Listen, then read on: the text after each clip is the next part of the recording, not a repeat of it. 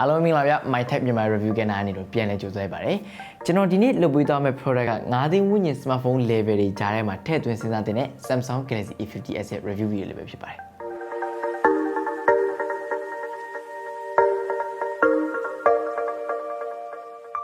ပထမဆုံးကျွန်တော်အနေနဲ့ချီးကျူးချင်တာဒီကောင်းရဲ့ display ပိုင်းပါ Super AMOLED display 1080p plus resolution ဒီတိုင်းရိုးတန်းဖြတ်ကနေကြည့်မယ်ဆိုရင်တော့အရင်တော့ Samsung Galaxy A50 နဲ့ဘာမှမကွာဘူးလို့ခံစားရလိမ့်မယ်ဒါပေမဲ့သေချာကြည့်မယ်ဆိုတော့နည်းနည်းလေး A50 ထက်ပိုပြီးတော့ကျယ်ပါလိမ့်မယ် display size အနေနဲ့ဆိုရင်တော့ 6.4 inches ရှိလိမ့်မယ်ကျွန်တော်အခုစမ်းသုံးကြည့်ရတဲ့လောက် experience တစ်ခုကိုမျှဝေပါဆိုရင်တော့9သိန်းဝန်းကျင် smartphone level တွေကြားထဲမှာဒီကောင်းရဲ့ display pan တွေက Super AMOLED Accent ဆိုကျွန်တော်မျက်စိနဲ့ကြည့်လို့အကောင်းဆုံးဆိုတဲ့ display လို့ပြောလို့ရပါတယ်။ဒါအရင်မကသေးဘူးကျွန်တော်နေအောင်လေးကိုယူသွားမယ်ဆိုရင်တခြား smartphone တွေနဲ့ရင်မောင်ချင်းအများကြီးတန်းလို့ရတယ်။ဒီကောင်ကတော့ထွက်နေအောင်ပဲ။ထားပါတော့ဒီကောင်တော့မှတန်းတစ်ခုပို့ပြီးတော့မြင့်နေသေးတယ်။တခြား smartphone တွေနေအောင်အောက်မှာ icon တွေတက်တက်ကွဲမမြင်ရတဲ့အချိန်မှာဒီကောင်ရဲ့ smartphone ကအရင်ကြီးသဲကွဲနေတာမျိုးတော့မဟုတ်ဘူး။ဒါပေမဲ့တခြား smartphone တွေတာနေပါလိမ့်မယ်။နောက်တစ်ခုကတော့ SoC Exynos 9611ကိုသုံးမိထားတယ်။အရင်တော့ Samsung Galaxy A50 မှာတော့9610 9610 10 nanometer chipset တွေပဲဘာမှတော့တိတ်ပြီးတော့မကွာဘူးဒါပေမဲ့ကျွန်တော် game ဆော့ကြည့်ရတော့အရင်တော့ A50 တက်ဆိုင်ဒီကောင်းရဲ့ပုံမှာပေါ့လေ A50s နဲ့ game ဆော့ရတဲ့ခံစားချက်က A50 ပုံမှာထပ်ပူပြီးတော့ကောင်းတယ်လို့ခံစားနေရပါတယ် PUBG မှာဆိုရင်တော့ဒီကောင်းရဲ့ HDR ကို Ultra အမြင့်ဆုံးထားပြီးဆော့လို့ရတယ်ကျွန်တော်ကစားကြည့်ရတော့နှစ်ပွဲလောက်တော့ကောင်းကောင်းပြန်ဆော့ပါတယ်ဒါပေမဲ့ကြာလာတဲ့ခါကျတော့ဒီကောင်ဖုန်းပူတယ်ဆိုတာကြီးကလုံးဝသိတာလာတယ်ဒီထက်ပူပြီးတော့ကြာအောင်ဆော့မယ်မှီးပြီးတော့ဆော့မယ်ဆိုရင် frame rate တွေမှာမတိမတာကြာလာပါသေးတယ်ဆိုတော့ကျွန်တော်အနေနဲ့အဲ့ချိန်မှာတော့မရတော့ဘူးပုံမှန် HD ထားတော့မှအဆင်မပြေပါဘူး balance ကိုမှအလဲ medium လောက်ထားပြီးဆော့ရပါတယ်အဲ့လောက်အကြာပြန်ပြီးတော့ဆော့ပြီးတော့ HD နဲ့ပြန်ပြီးတော့တင်ဆော့အဲ့လိုမျိုးနည်းနည်းလေးတော့ setting ကိုကစားပေးရပါတယ် speaker quality ကပြောမှဆိုတော့ Samsung ရဲ့ထုံးစံတိုင်း quality ဘိုင်းမှာဘာမှအပြည့်ပြောစရာမရှိဘူးဒါပေမဲ့ကျေလားလို့မေးမယ်ဆိုရင်တော့ဒီကောင်ဈေးနှုန်းမှာတခြား smartphone နဲ့သူ့ထက်ပိုပြီးကျေတာကိုတွေ့ရတယ် quality ဘိုင်းကပြောမှဆိုရင်ဒီကောင်အကောင်းဆုံးဆိုတဲ့ device တွေပါပါလိမ့်မယ်ကင်မရာဘိုင်းဆိုလို့ကျွန်တော်ကြည့်လိုက်တော့ဒီကောင်ရဲ့ကင်မရာက band လေးနည်းနည်းလေးထွက်နေတယ်ကင်မရာ band ကမဆိုတလောက်ထွက်နေတဲ့အတွက်ကြောင့်မလို့အများကြီးတော့အပြည့်ပြောစရာတော့မရှိဘူးဒါပေမဲ့ကင်မရာဘက်မထွက်ရင်တော့ပို့ပြီးတော့ကောင်းပါလိမ့်မယ်ကင်မရာဘက်မထွက်အောင်လုပ်နိုင်တဲ့ဆရာကြီးတွေထဲမှာ Oppo Reno ကိုကျွန်တော်မိထားလို့မရဘူး Reno smartphone Reno series တွေကကင်မရာဘက်လုံးဝမထွက်ဘူးထားပါတော့ဒီဗီဒီယိုက Reno ကြောင့်ပြောနေမှာမဟုတ် A50s ကြောင့်ပြောနေဆိုတော့ဒီကောင်ကြောင့်ပြန်ပြီးတော့သွားမယ်ကင်မရာဘက်လေးနဲ့ထွက်တာတော့နည်းနည်းလေးသဘောမကျပါဘူးကင်မရာဘိုင်းကပြောမှဆိုတော့ 40 megapixel main camera ပါလာတယ်ဒါပေမဲ့ကျွန်တော်ရိုးတန်းရိုက်မယ်ဆိုတော့40 megapixel နဲ့မရပါဘူး ratio နဲ့ဝင်ပြီးတော့40 megapixel ပြောင်းရပါလိမ့်မယ်ဆိုတော့ Samsung ကလည်းနောက်ပိုင်းအရင်တော့ Redmi Note 7 Pro ကနေစခဲ့တဲ့ trend 40 megapixel ကိုလိုက်နေပြီလို့ပြောလို့ရတယ်ဒါကလည်း Samsung ကလိုက်တယ်ဆိုတာမျိုးတဲ့ user တွေကတောင်းတလို့သူတို့အနေနဲ့ဖြည့်ဆည်းပေးရဆိုဘူးတော့မှန်ပါလိမ့်မယ်ကင်မရာ quality ဘိုင်းကပြောမှဆိုတော့အရင်တော့ A50 နဲ့အများကြီးသိပ်ပြီးတော့ quality မခံစားမိဘူး A50 မှာပါလာတဲ့ 1 ရဲ့ sensor လိုမျိုး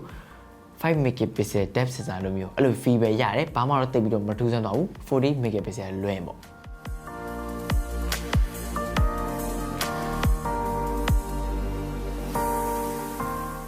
A50 နဲ့ A50s ဆိုပြီးကွာသွားစေတဲ့နောက်တစ်ချက်ကတော့ selfie camera ပါအရင်တော့ A50 မှာ25 megapixel selfie camera ပါလာတယ်အခု A50s မှာ32 megapixel ပါကျွန်တော်ကတော့32 megapixel ကိုဆွဲလိုက်လို့လာတော့မသိဘူး32 megapixel selfie camera ကိုဒီမှာတော်တော်လေးသဘောကျတယ်ဒါပေမဲ့ effect တွေဘာတွေထည့်တဲ့နေရာမှာတော့တခြား tube brand တွေမမီသေးပါဘူးအဲ့ဒီခုတော့ရှိပါလိမ့်မယ်နောက်တစ်ခုတော့ design ပဲ Samsung Galaxy A30 တုန်းကကျတော့ shape က3ချောင်းဆိုရင်အခု A50s မှာ4ချောင်းဖြစ်သွားတယ်4ချောင်းမှာမှ reflection ပြန်တဲ့ဥပမာဗျာ gradient color လို့ခေါ်မလားအဲ့လိုမျိုး color ကအလယ်မှာပဲရှိတယ်အပြင်ကဘေးနှစ်ဖက်ကတော်တော်လေးကို simple ဖြစ်တယ်လို့ပြောလို့ရတယ်တေချာတာတော့ဒီ design ကိုကျွန်တော်အနေနဲ့ A50 ထက်ပိုပြီးတော့သဘောကျပါတယ်အနောက်ဘက်ကိုခောက်ကြည့်လိုက်ရင်တော့ဒီကောင်ကplastic body မှာတိတ်သားသေးတယ်ဒါပေမဲ့အစင်းရတော့ထင်မှုခဲရင်နဲ့တိုးတော့လက်ရတော့ထင်တယ်တော်တော်လေးကိုလက်ရထင်ပါတယ်တော်တော်လေးတော့မိုက်တယ်ဗျ plastic ကိုမှန်ပုံစံလုံးဝဗျာ plastic မှန်မသိမှန်ပုံစံမှန်မသိဆိုတဲ့ပုံစံမျိုးလုပ်ထားတာပါကန်ရတာတော့ကြီးလေးရှိတယ်နောက်တော့ Samsung ကိုကျွန်တော်စဉ်းစားလို့မရတာ battery 4000 mAh ထည့်ပေးထားပြီးတော့ဘာကြောင့်ဖုန်းကိုဒီလောက်ထိပေါ့အောင်လုပ်ပေးထားနေတာလဲတခြား smartphone တွေမှာအဲ့လိုမျိုးကျွန်တော်အနေနဲ့မကြုံဘူး Samsung တစ်မျိုးတည်းမှာပဲအဲ့ feel မျိုးရတာပါဒါတော့ Samsung ဖုန်းကိုအစင်တစ်စက်ကင်ပြီးတခြား brand ကိုသွားမကြည့်တော့သိကြပါလိမ့်မယ် display ရဲ့အပေါ်ဘက်ဘောင်တွေကတော့တော်တော်လေးပါသွားပြီလို့ပြောလို့ရတယ်